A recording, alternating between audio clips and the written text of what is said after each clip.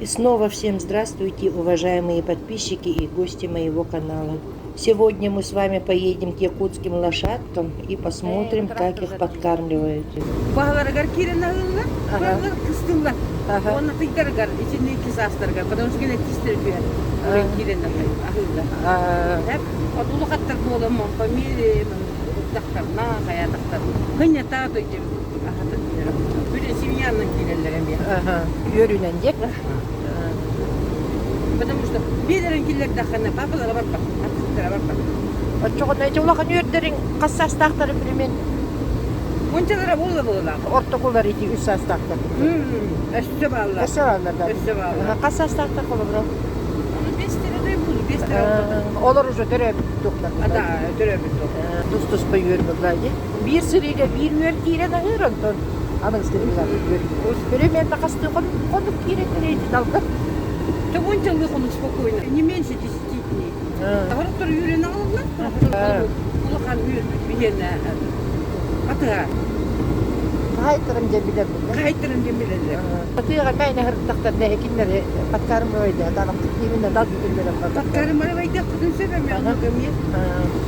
Улахан тыңдылары бейлери тулу еллер бул. Бейлери тулу еллер. Түйүлү актай болгондор. Кары кахана юлдар ол. Так, гратта. Касыл болу. Сайын аяттуу бу. Сайын аяттуу. Оптуу иттелактыр. Сас теребинен баралдар. Такаттык иттен билем. С апреля, с конца апреля. Оны судуга хылды. Оты бес. Эбихемет уна накастаналар. Атыга ханегенде. Рахан болду мында калалар. Бу бесплатно, агалар бесплатно. Улухан көбө болду. Алар поддержка болор болду. Сылып юруп көтөктү. Кола бир өтө оп тиерийди.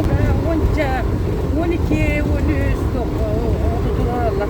Кастоннан Тоннада да уже 3 бар. Ага, отут чагин тонна надо булар. Тоннада чору. Сырала холеп. Яскай. Уже машина ты не стивит керен. Дал денактары.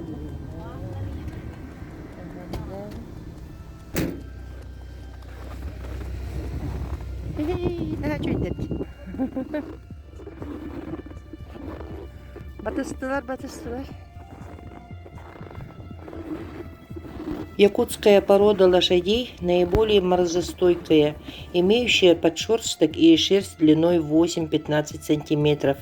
Даже зимой она может кормиться травой из-под снега, разгребая его копытами. В Якутии живут на открытом воздухе круглый год, при температурах в зимнее время до минус 60 и летом до плюс 40, и пищу ищут самостоятельно. У каждого вожака есть свой табун от 10 до 20 жеребят. Такой семьей животные пасутся. Пережив долгую зиму на вольном выгуле, им требуется подкормка, особенно младшего возраста до года и двухгодовалым, у которых в это время выпадают зубы.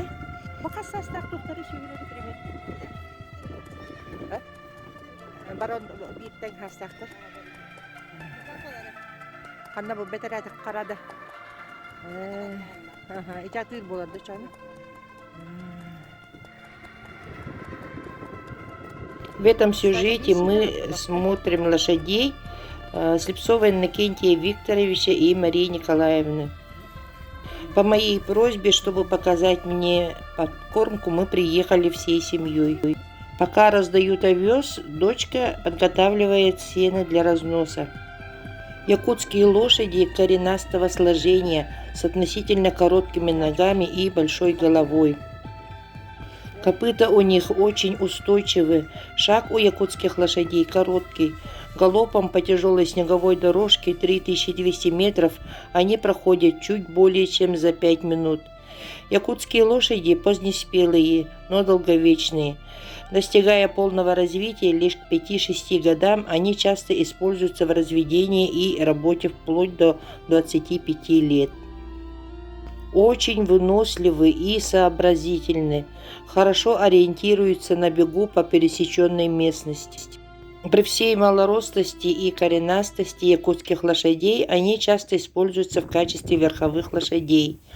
Ни один праздник из их не обходится без конных состязаний. При этом верховых лошадей никогда не используют для других целей. Второе направление использования якутских лошадей – это мясомолочное направление, наиболее массовое.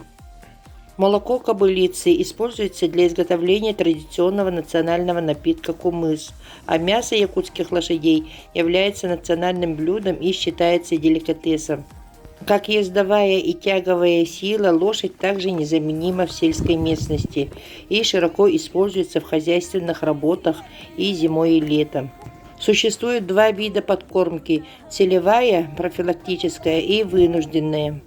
Для получения хорошо развитого и здорового приплода целесообразно организовать подкормку конематок в начале тебеневки в ноябре на 5-6 дней и в декабре на 10 дней, далее в январе и весной перед выжеребкой на 15-20 дней. Подкормка молодняка старше 1,5 года продолжается 25-30 дней. В период тебеневки ежемесячно контролирует состояние кормовых угодий, а упитанность лошадей ежедневно. Как уже говорилось, у молодняка лошадей к третьей зиме наступает смена зубов, поэтому они встречают большие трудности в условиях тебеневки и нуждаются опять же в соответствующей подкормке. Исходя из конкретных условий зимовки и тебеневки, жеребным кобылицам организуют подкормки в 2-3 срока по 25-30 дней. Подкормка должна быть интенсивной по 10 кг сена и 2-3 кг овса в сутки, чтобы быстрее восстановить упитанность животных. При таком кормлении лошади прибавляют в весе до 16-18 кг. После этого их опять выгоняют на подножный корм. Молодняк якутских лошадей в основном заканчивает физиологическое развитие и становится пригодным для племенного использования в 3-летнем возрасте. Более постоянные косяки создаются из молодняка годовалого возраста. Массовая выжеребка кобыл в условиях Якутии проходит в основном в мае и июне, и в эти же сроки протекает случка лошадей. В якутской лошади хорошо развит инстинкт стадности, поэтому кобылиц в возрасте 1,5 года надо вводить в табуны молодых жеребчиков. Молодняк лошадей, находясь в хорошем косяке, многому учится, готовится стать матерью в поисках самца, не убегает куда попало и хорошо развивается. Хорошо развитая кобылица в возрасте 2,5-3 лет может быть покрыта и принести жеребенка. Молодую кобылу за месяц до выжеребки переводят на подкормку и постоянно наблюдают за ней. Иногда сразу не подпускает жеребенка к себе, убегает от него и легается. В этом случае помощь человека обязательна, иначе жеребенок может погибнуть. Кобылу после выжеребки надо кормить хорошим сеном из разнотравья. Тогда у нее образуется много молока, и жеребенок быстро набирает силу. У молочных кобылиц жеребята растут намного быстрее, чем у низкомолочных. За молодым 2-3-летним жеребчиком закрепляют по 5-7 годовалых или 2-летних кобылиц. Якутская лошадь – незаменимый спутник и верный друг, дающий все необходимое для жизни. На ней не только ездить, она дает мясо, молоко, целебный национальный кумыс. Из конской кожи получается очень ценное сырье высочайшей прочности, а из меха шьют теплые и очень ноские вещи. Они круглогодично, даже зимой, живут на открытом воздухе и на подножном корме круглый год без всякой защиты от непогоды. Ну вот и посмотрели, как происходит подкормка якутских лошадей.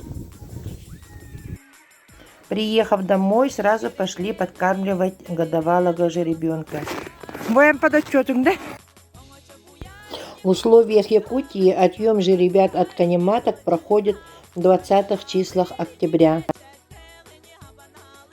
При таком раннем отъеме жеребята до наступления больших холодов успевают приспособиться к самостоятельной жизни без матери, а кобылы не теряют свою упитанность, что предопределяет успешную зимовку. В первые дни жеребенок, отбитый у матери, плохо ест, беспокоится, так как не привык к сену и овсу. Поэтому в первые 4-5 дней жеребенка держат в изгороди со свежим снегом, сено кладут на снег. На суточный рацион в среднем приходится по 8,5 кг сена. В холодные зимние месяцы жеребят подкармливают овсом, иногда комбикормом. К овсу приучают с конца ноября. Первое время дает в сутки по 1 килограмму овса, а затем по привыканию жеребенка к овсу суточную дозу увеличивает до 2-3 кг. Для минеральной подкормки жеребят применяют поваренную соль и костную золу, которую задают вместе с овсом. Весной с появлением зеленой травы жеребят выпускают на пастбище. К этому времени годовалый жеребенок вполне может летовать самостоятельно. К осени 1,5-годовалые жеребята начинают первую тебеневку, однако они долго не выдерживают первую тебеневку и нуждаются в подкормке.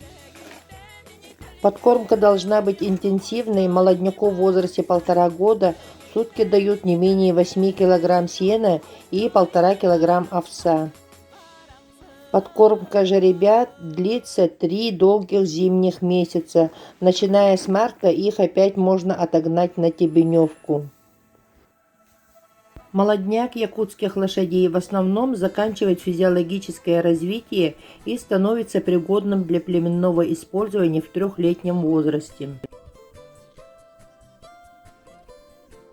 Якутская лошадь является одной из древнейших пород. Многие ученые считают, что якутская лошадь является прямым потомком древних тундровых лошадей и практически неизменно сохранилась до наших дней. Табунное коневодство является самой экономически выгодной отраслью пастбищного животноводства. Ценность их содержания обусловлена способностью тебеновать зимой, пастись, разгребая снег копытами, обходиться зимой без водопоя, поедая снег, и способностью к длительным переходам при смене пастбищ и до водопоя. И, конечно же, способность к нажировке и нагулу, быстро восстанавливать потерянный за зиму вес и накапливать жир в благоприятные периоды. Разведение лошадей является сохранением исконных традиций народов Якутии. На этом я завершаю свой сегодняшний сюжет. Пожелаем семье Слепцовых успехов в их нелегком труде. Честно исполняя свой профессиональный долг, они демонстрируют удивительную преданность любимому делу, сохраняют традиции и преемственность поколений. Пожелаем высоких показателей в работе, успешных трудовых будней, крепкого здоровья, счастья и благополучия. Всем спасибо за внимание и до новых встреч. Всего вам доброго.